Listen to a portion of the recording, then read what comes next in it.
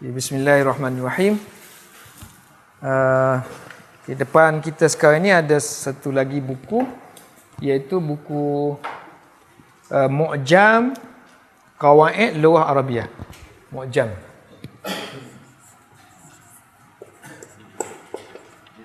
Mu'jam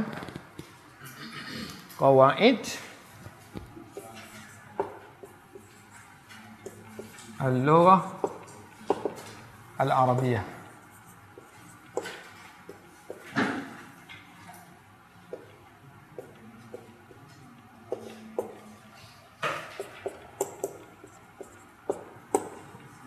Mu'jam Qawaid Lughah Arabiyah. Yang ni nama kitab ni ialah Mu'jam. Mu'jam ni macam kamus. Qawaid, kaedah, grammar, bahasa Arab. Jadi bahasa Arab, nota saya yang 50 tu, dia buat dalam bentuk jadual. Dia buat dalam bentuk jadual supaya kita mudah nak nampak. So untuk orang yang belum belajar lagi, mungkin dia susahlah. Untuk orang yang dah belajar bahasa Arab ni, benda ni sangat menolong untuk dia ingat balik. Cepat ingat. Mungkin masa dia belajar dulu dia tak nampak apa, tapi bila dapat jadual depan tu, lagi cerah. Ataupun lagi rasa berat, banyaknya capah-capah kan. Dia kalau orang minat ni kan, mari lagi payah lagi lah dia rasa seronok. Kalau orang tak minat kan, dia tengok lari terus.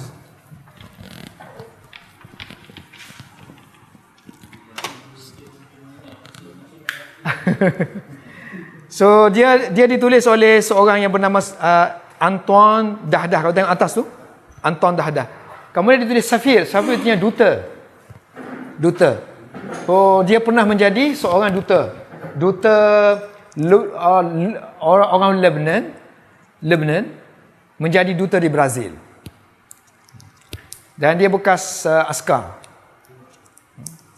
pakar besar, tapi Nasara. Tapi dia minat bahasa Arab. Oleh kerana kita tak minat, so dia ambil lah.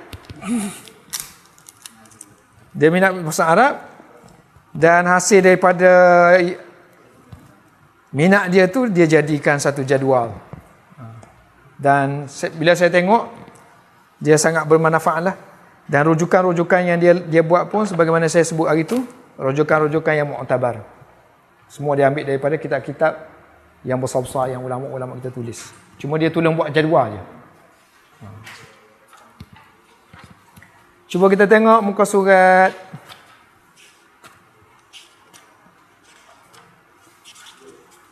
apa? Tengok muka surat sini satu. Muka surat 1. Dia mula dengan 1. Yang lain tu kosong semua. Kosong tu lebih kurang berapa helai? 1, 2, 3, 4, 5, 6, 7, 8, 9, 10, 11, 12. Muka surat yang ke-12 baru ada madkhal.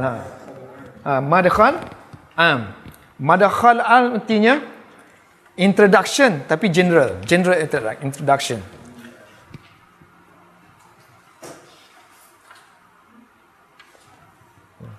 Sebelum tu dia ada jadual kan sebelum tu. Sebelum dia tu 1, 2, 3, 3 helai sebelum tu. Fusulul Mu'jam. Makna chapter dalam Mu'jam ni. Chapter dia. So dia ada berapa chapter? Fasal.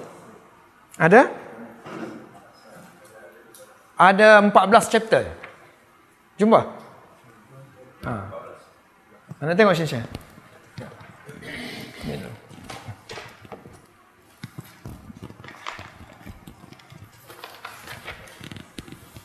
Ada 14 chapter. Itu dipanggil Masradun Am, secara keseluruhan. Kemudian muka surat sebelah dia tu, ini fasal yang diletakkan secara according to the huruf. Bukan chapter lagi, huruf. Misalnya huruf alif dulu. So segala harif, hulu harif yang ada tu dia masuk satu. Nak cari. Misalnya indeks, dia soalan macam indeks tapi chapter. Chapter tapi bentuk indeks.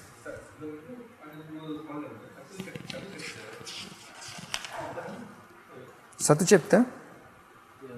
Sebelah ni. Yang ni masradu am, yang ni madkhala am. Yang sebelah kiri tu madkhal je.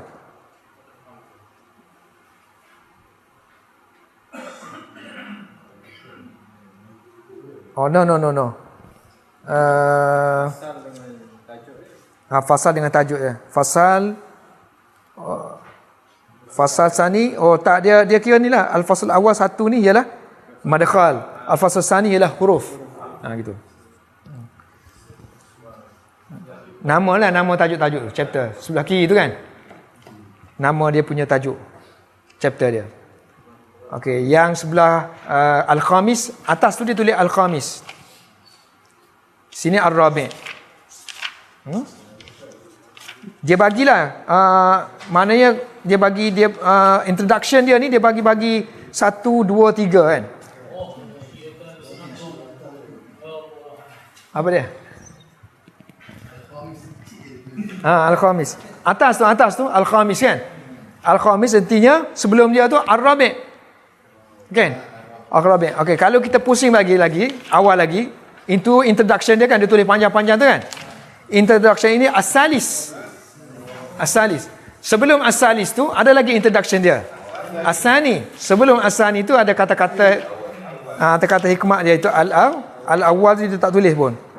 Ada bawah. Al-Awwal tu duduk bawah tu. Nampak tak?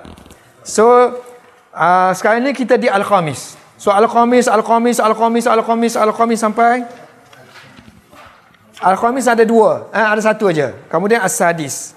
Kemudian As-Sabi', kemudian As-Samin. Itu adalah fihris ataupun indeks, tapi chapter.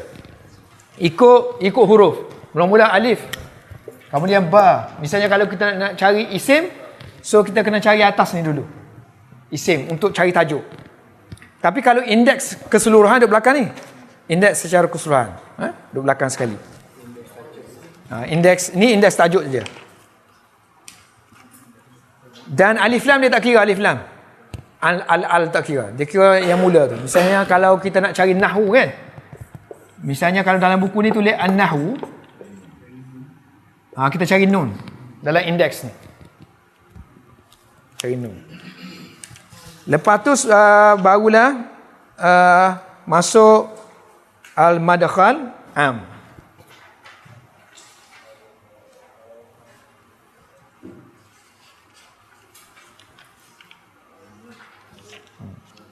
So madkhal am, tengok muka surat 1, dia tulis madkhal am. Yang kedua, barulah dalam madkhal am tu ada dia punya chapter dia. Dalam madkhal am tu ada berapa chapter? 18 ada. 18. Semuanya berkenaan dengan perkara-perkara yang tak termasuk nahwu lagi lah. Bukan nahwu lagi. Maknanya dari segi kalimah tu sendiri, baris, kasrah apa itu kasrah, baris dhammah itu apa, dia terangkan. Nombor 1 dia kata qawaid Arabiah. Chapter pertama dia dalam madkhal ni ialah tentang haikal. Tengok haikal atas tu. Muka surat sebelah. Haikal al-am. Kan nombor 1 muka surat 2 tu, nombor 1 dia kata qawaid Arabiah kan. So qawaid Arabiah tu dihuraikan sebelah ni, sebelah kiri tu. Yang color dia tulis atas tu al-qawaid al-Arabiah. Color warna hitam tu.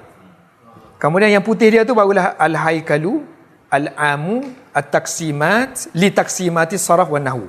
Haikal makna frame. Frame yang am, makna yang umum. Yang umum, li bagi pembahagian, taksimat. Pembahagian saraf dan nahwu. Sebab tata bahasa Arab ni, bahasa Arab yang kita duk belajar tak kira lah. Bahasa Arab komunikasi ke, yang tak ke komunikasi ke, semuanya mesti melalui pengajian saraf dan nahwu. Sama ada kalau komunikasi dia sebut nahwu dan saraf ni secara secara tak langsung. Belajar ayat-ayat dulu sikit, masuk kaedah sikit. Kan? Ada satu kaedah lagi macam kita dulu, nahwu dulu. Sorah dulu, kita sebut direct. Kemudian yang ayat-ayat tu kita buat sambilan. Kan? Satu kaedah juga. So bahasa Arab ni tak boleh lari daripada nahwu dan sorah. So dia kata sebab itulah dia tulis sini kita kena tahulah apa itu nahwu, apa itu saraf. Pengajian tentang apa? Nahwu dia kata ada dua dia buat situ. Ilmu qawaid lughah Arabiah. Ilmu tentang grammar ataupun kaedah bahasa Arab. Tak kira kita nak bubuh ilmu kaedah ke ataupun ilmu bahasa Arab saja. Kalau nampak kaedah nak rasa sakit kepala sikit. Ilmu bahasa Arab terbagi pada dua. Iaitu ilmu nahwu dan saraf. Dan ilmu nahwu ni juga di dalamnya membahaskan tentang, dalam nahwu ni pun ada isim. Kan? Nahwu ni nak susun ayat bukan ada isim tak? Kemudian ada fi'il. Ada satu lagi har. Mesti tiga. Saraf pun gitu juga. Saraf nak pecahkan kalimah-kalimah tu, pecahkan kalimah isim, pecahkan kalimah fi'il. Dan haraf ni perlu dipecahkan, tak boleh pecah. Kan? Maknanya tak kira ilmu nahwu ke, ilmu saraf ke, semuanya membahaskan tentang isim, fi'il, harf. Bezanya, kalau nahwu, semua ni tercantum. Isim, fi'il ni tercantumkan jadi ayat. Kalau saraf, satu-satu. Isim dulu. Ambil macam kita belajar ni. Aliha ya'lahu. Kan? Mari mana. Ini semua saraf. Kamu kena tengok baris atas ni, kau baca baris bawah. Itu nahwu setelah kita susun. Lebih kepada wazan. So dia kata nahwu ini fil jumlah. Tengok nombor satu dia kata. Maknanya nahwu mesti membahaskan tentang ayat. Dalam nahwu ni pengajian tentang jumlah, tentang ayat. Kalau saraf belakang dia, sebelah dia fil kalimah, membahaskan tentang satu-satu words. Kemudian nahwu membicarakan tentang isnad. Isnad mana? Misalnya dia kata Zaidun qaimun. Ni ayat dah ni. Sekarang ni kita nak kait Zaid dengan qaim dengan Zaid. Nak kait dia tu. Nak sandar menyandar. Dari sudut mana kita nak sandar dia? Kan? Maknanya nak jadi ayat dia mesti terikat. Sebab tu kita nama mubtada khabar, dia ikat tu. Fa'il maf'ul, dia kena ikat. So kita panggil dalam istilah lain isnad. So pengajian nahwu ialah pengajian tentang isnad. Isnad maknanya kita nak kaitkan Zaid ini apa, ini apa. Nama dia. Ikatan. Dan dalam nahwu juga sebelah tu, kalau yang ni, yang ilmu saraf, fi tasrif. Maknanya kita nak pecahkan dia. Saraf macam dia fa'ala, kalau dua orang, fa'ala. Kalau ramai, fa'alu. Okey, katalah fa'ilun. Seorang. Isim. Kalau dua orang, fa'ilani. Ramai, fa'iluna. So dipanggil tasrif. Kita pecah-pecahkan. Lahirnya buku macam ni. Buku apa tu? Ada buku tasrif. Mu'jan tasrif. Syekh kita ni pun juga buat satu mu'jan. Selain daripada mu'jan nahwu, dia buat mu'jan tasrif. Yang ketiga, dalam nahwu tu juga kita membicarakan tentang tabi'iyah. Dan juga tabi'iyah artinya dalam nahwu nanti misalnya Zaidun. Baik, kalau kita sebut Zaidun qaimun. Ini kalau masukkan kita panggil masukkan ikan singgir. Ikan singgir makna masuk mudah-mudah aja. Tak masuk air, garam, lengkuah. Tak ada masuk. So santan tak ada, rempah tak ada. So makna tabi'iyah ni kita masuk ke peratus. Masuk mana tabi' kita ekori dia. Macam Zaid ni tak ada sifat, kita masukkan sikit sifat dia. Zaidun, misalnya Zaidun at-tawil. Zaidut tawil qaimun. Tambah perencah. Zaid yang tinggi itu berdiri. Jadi kalau kita tambah perencah ni, kita nak tahu je hukum dia macam mana, nak baca baris macam mana. Mesti dia ikut dia punya Zaid. Zaid marfu', dia pun marfu' juga.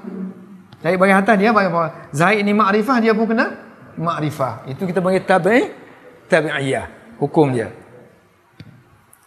So maknanya kalau yang ni, yang saraf, kita panggil dalalah.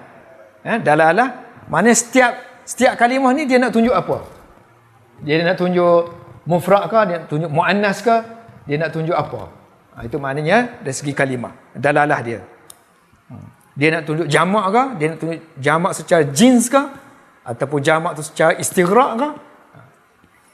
Yang ketiga, yang keempat, nahwu juga membicarakan tentang i'rab yang kita mengaji tu, Quran. Mana baca bagi atas ke bagi bawah? I'rab. Nak baca rafa' ke baca nasab? Itu dikatakan i'rab. Mana bagi belakang tu nak baca bagi macam mana? Nahwu tu di bawah. I'rab di bawah. Nahwu. Baik, kalau kita tak nampak jadual ni, kita tak nampak apa yang kita belajar.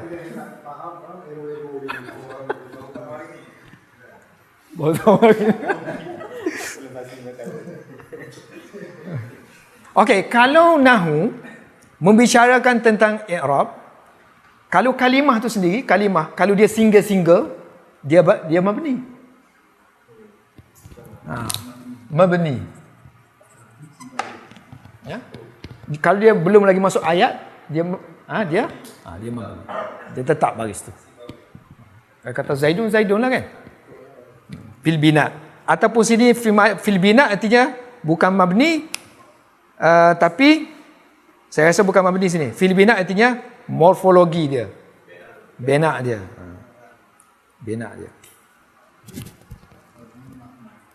Bentuk kalimah. Fil bina.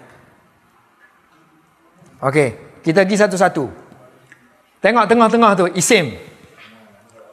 Okey, satu isim bila masuk ayat, isim, mana-mana isim, katalah Zaidun. Okey, masuk dalam nahwu artinya masuk dalam ayat. So nanti Zaidun tu sama ada dia akan jadi baris hadapan. Bila masuk baris hadapan, kita panggil dia marfu'. Zaid. Baik, dalam ayat kadang-kadang Zaid ini kita baca Zaidan. So Zaid kita kata berada dalam keadaan mansub, mana dinasabkan. Baik, Zaid kadang-kadang dalam ayat dia jadi Zaidin. Ini bila adanya fi contohnya kan. Fi Zaidin. So kalimah yang macam ni kita panggil majrur. Sebaliknya, sebelah tu isim. Kita ada dalam kalimah tu, kalimah tu isim, kita terbagi kepada dua. Yang kita belajar tadi isim kan. Ada jenis yang jami'. Misalnya Syamsun. Ini dia tak keluar daripada mana-mana kalimah. Daripada katalah Syamasa Yashmushu kau tak ada. Dia memang disebut macam tu. So kita panggil jami'. Ada yang keluar daripada kata kerja. So kita panggil mushtaq. Ada yang daripada kata kerja, daripada kata nama, tapi dijadikan pula isim yang lain. Mushtaq juga. Tapi dia mushtaq daripada kata nama. Kan? Misalnya insan, insaniyatun. Kelantan, kelantaniyun. Kenapa Kelantan aja? Yang seterusnya ialah ghairu mutasarrif. Ghairu mutasarrif. Ada yang tidak ditasrifkan. Ada yang tidak ditasrifkan, artinya ada setengah-setengah isim itu dia tidak ditasrifkan. Misalnya perkataan ni'ma. Tak ada nikmat, nikmu. Gitu je, satu je.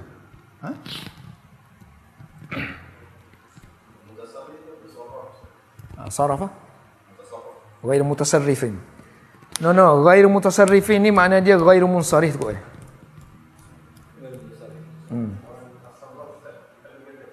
Ghairu mutasarraf. Ghairu mutasarrafun. Isim yang ghairu mutasarraf. Isim yang tidak ditasrifkan. Inilah maksudnya.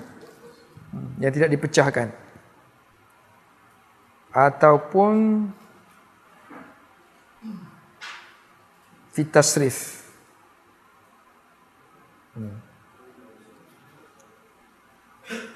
Fi'il pun fi'il ada terbagi pada 3 fi'il. Fi'il pun sama juga. Kalau dalam nahwu, kalau bagi hadapan kita panggil dia marfu'. Kalau dia bagi atas, mansub. Kalau dia baris mati, majzum. Bagi mati majzum.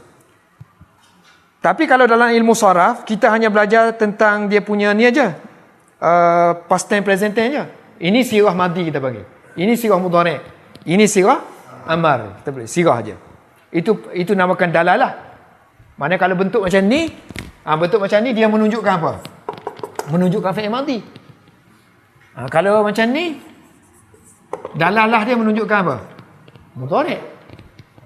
Itu dalalah.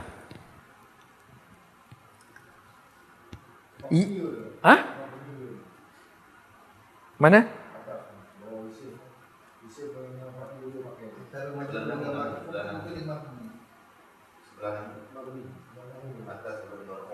Atas marfu. Mabni, maknanya dalam fi'il pun ada mabni. Misalnya fi'il madi. Fi'il madi dia tetap barisnya. So kita panggil mabni. Mabni. Tetap. Barisnya tetap. Kemudian huruf. Huruf dalam nahwu terbagi pada dua. Huruf yang ada kerja dengan huruf yang tak ada kerja. Huruf yang ada kerja, tak ada kerja. Jadi huruf yang ada kerja ni, dia kadang-kadang membariskan baris huruf. Misalnya amil. Misalnya masuk inna. Mula inna zaidun ke inna zaidan? Inna zaidan. So maknanya dia ni ada kerja. Kita panggil amil. Yang ada amil. Misalnya katalah perkataan yaf. Agent. Yaf'ulu. Okey, masuk perkataan lam. Lam yaf'ul. Ini kita panggil agent. Agent penjazam. Ini kita panggil amil. Ada yang atil, yang tak ada tugas apa-apa. Zaidah, tambah saja-saja. Tak ada bekerja apa-apa. Misalnya kaifa. Apa mana kaifa? Bagaimana? Kaifa ma? Bagaimanapun kan? Kaifa ma. Tambah ma. Tapi ma ni tidak menasak orang ke mengapa, tak ada. Makna aja. Dia tak ada mengubahkan baris apa-apa kalimah lain. Atil. Atil maknanya cuti. Tak bertugas. So harf. Baik, kalau dari segi ini bina, betul lah. Fil bina ni maknanya mabni lah ya. Mabniyun. So kebanyakan huruf adalah mabni. Fil bina itu ialah mabni. Fil bina, kebanyakan huruf semuanya mabni. Sebab dia kata mabni. Dan di samping dia mabni, dia memberi makna. Makna yang tertentu saja. Tapi dia tak ada amil. Dia tak berfungsi sebagai amil. Dia hanya memberi makna je. So kalau kita bincang dari segi inilah. Dari segi dia secara berasingan. Tapi kalau kita yayak dia masuk dalam jumlah, nanti dia akan jadi amil ataupun tidak amil. Kalau dia berasingan, fungsi dia hanya satu saja. Dia mabni dan dia hanya memberi makna saja. Itu secara keseluruhannya ringkasan apa itu pengajian ilmu saraf dan apa itu pengajian nahwu. Kita tengok bawah sikit, an-nahwu as-saraf. Dia tulis dalam bahasa Arab tu, an-nahwu yubhasu, bawah pada nahwu, atas ni. An-nahwu yubhasu, membahaskan, fi, tentang, al-kalimah, tentang kalimah, indama, ketika kalimah itu tadkhulu, masuk, fi tarkib, dalam susunan. Susunan ini dalam ayat. Ayat bila kita masuk kita panggil tarkib. Ayat kalimah bila kita masuk dalam ayat kita panggil tarkib. Tarkib. Ayat lah.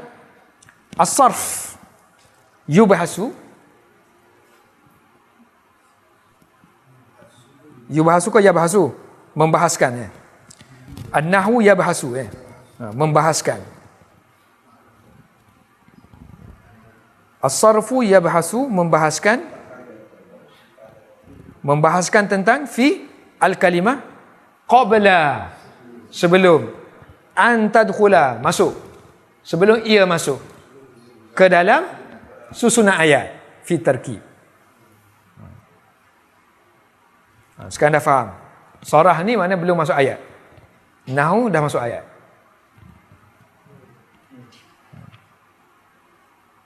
Kalau dah belajar sini, saya nak orang macam mana lah tu nanti dalam basair. Then selepas tu barulah dia akan pergi satu persatu. Isim pula dah kita kata tadi, isim, fi'il, haraf. Isim ada berapa jenis? Fi'il ada berapa jenis? Saya sebut kan. Isim sini ada berapa jenis? Muka surat sebelah tu, muka surat empas. Isim ada al-kalimah al-arabiyah. Kalimah dalam bahasa Arab terbagi kepada 2, 3. Satu isim, fi'il dan harf. So isim ada berapa jenis isim? Fi'il pula ada berapa jenis fi'il. Dan huruf pula ada berapa jenis huruf. Nah, ini akan pergi satu persatu.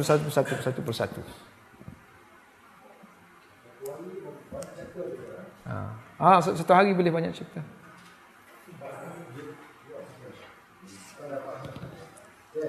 سأقول قولي هذا وأستغفر الله لي ولكم ولسائر المسلمين والمسلمات الأحياء منهم والأموات.